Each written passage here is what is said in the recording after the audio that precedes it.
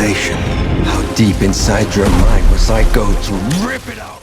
Foundation Season 3 just wrapped up with its 10th and final episode, and honestly, it was one of the wildest, most ambitious, and most heartbreaking finales the show has ever given us. Between shocking betrayals, long-teased reveals, and the end of some major characters, this episode threw everything at us. Welcome back to your nerdy show. I'm your host, Spoiler Master. We got Gale's desperate infiltration of the Mule's space station, the truth about Beta's real identity, the brutal collapse of the Cleonic dynasty, Demerzel's tragic sacrifice, and even a jaw-dropping tease that connects back to Earth's moon. If you thought you had the Mule figured out, if you thought Demerzel was safe, if you thought the Cleons had a future, you were wrong. Let's unpack everything that went down in the finale, what it means for the story, and where Season 4 is likely headed.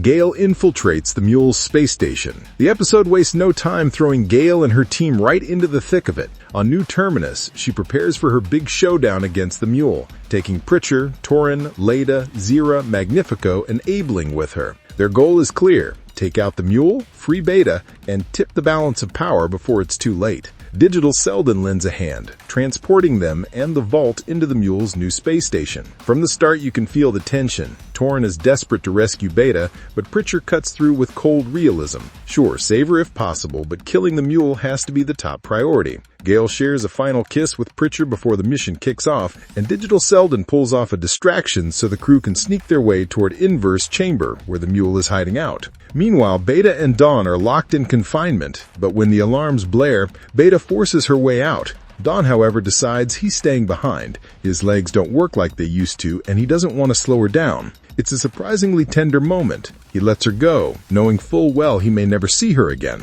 Beta runs, and Pritchard intercepts Seth just in time to save her life. It looks like he's still on the side of the mission, but then the Mule strikes, attacking Pritchard's mind and leaving him incapacitated. This was the first big red flag. I'm the Mule.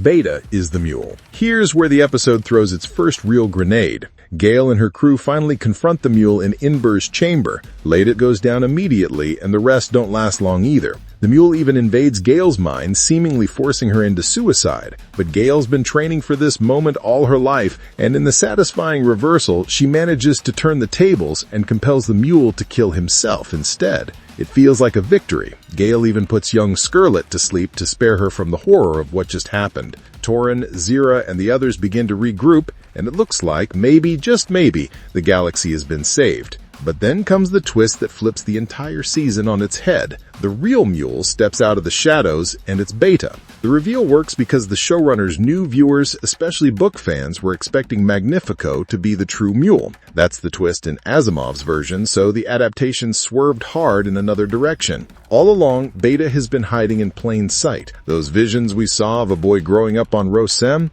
they were manipulated memories meant to convince Pilu Aspect's character that he was the Mule, a pawn used to carry out Beta's grand plan. It's an audacious choice. Instead of Magnifico, it's Beta, the survivor of Rosem who murdered her own parents after they tried to drown her under the Foundation's one-child policy. She's been orchestrating everything, and now she reveals herself as one of the most powerful mentalics in the galaxy.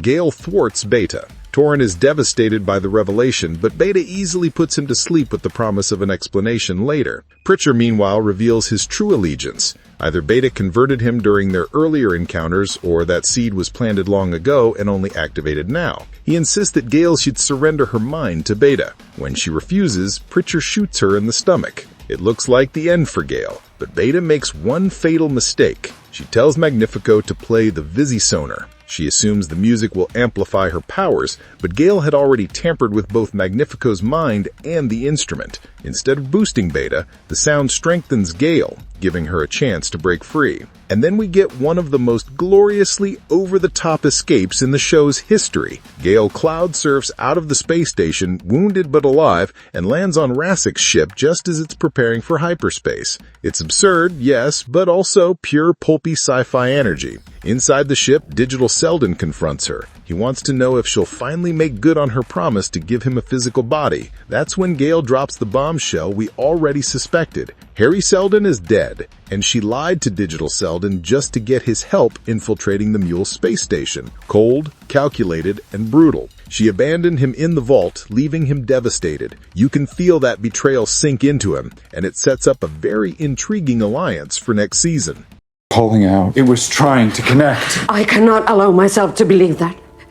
Day reunites with Demerzel. While Gale and Beta are locked in their psychic duel, things on Trantor spiral into tragedy. Day finally makes it back to the palace, carrying the brazen head he pried off Sunmaster's staff. He offers it to Demerzel, reminding her of their conversations about clasping, how communing with another robot could bring her freedom. He insists that the brazen head isn't just a lifeless machine, but something still very much alive. Demerzel resists, terrified that breaking free of Cleon 1's programming would amount to treason. Day pushes, placing the brazen head on her pedestal and activating it with the stolen tool from Mycogen. The head flickers to life, but before they can explore what that means, catastrophe strikes. Dusk, now transformed into Brother Darkness, begins destroying the Cleon dynasty once and for all. Demerzel rushes to the clone tanks, Day at her side, only to discover the carnage Darkness has left behind. Every clone is gone, except for a single infant.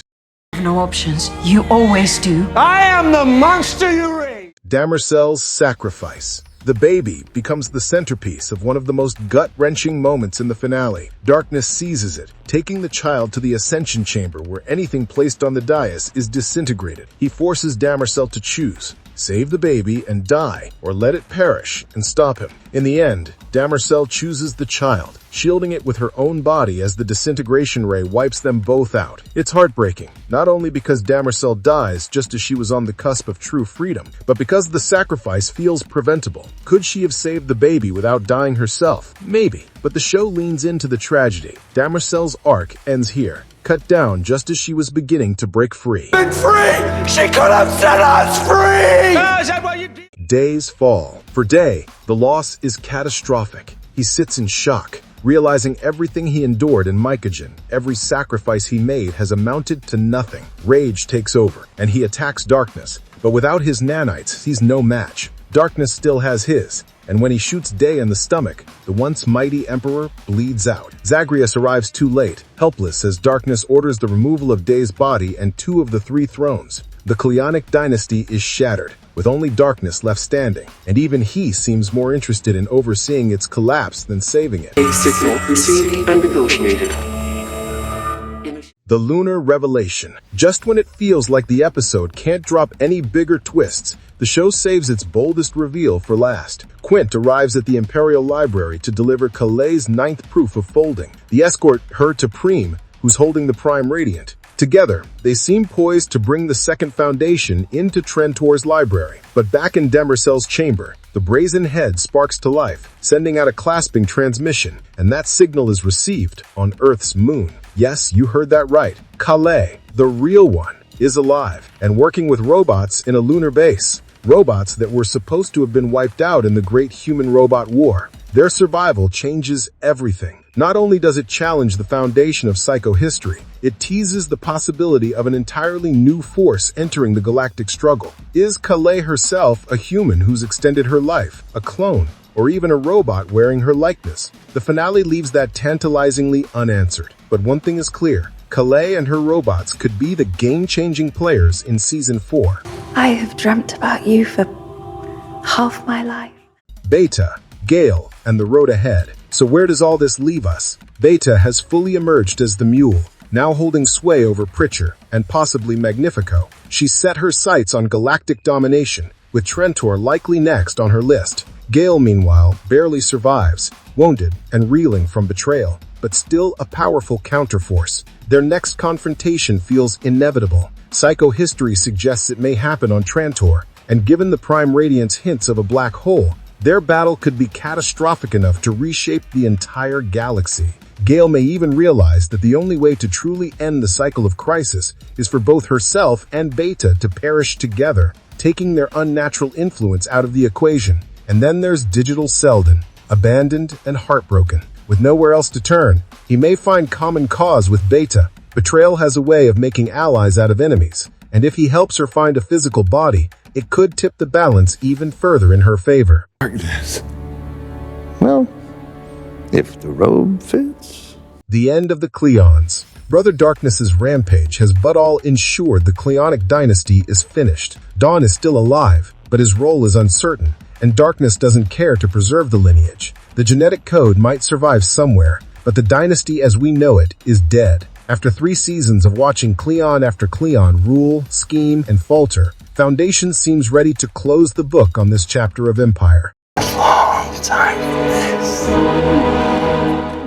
Our nerdy thoughts. Foundation Season 3 went out with a finale that was shocking, divisive, and full of bold choices. Beta's reveal as the Mule reframes the entire season. Demerzel's death rips out one of the show's most compelling characters just as she was evolving. Day's fall marks the collapse of the Cleonic dynasty, and the lunar revelation throws open the door to entirely new possibilities, connecting the saga back to Earth in a way no one expected. If Season 2 was about building to the Mule, Season 3 was about pulling the rug out from under us. And Season 4? That looks like it's going to be about Beta versus Gale, the second Foundation versus the Mule, and maybe even humanity versus robots all over again. So what did you think of the Foundation Season 3 finale? Was Beta's reveal as the Mule a satisfying twist or a frustrating swerve? Do you think Demerzel is really gone for good? And how do you see Calais and her robots playing into the future of the story? Monster you raised! But this innocent child? No, what the heck, I'll laugh anyway.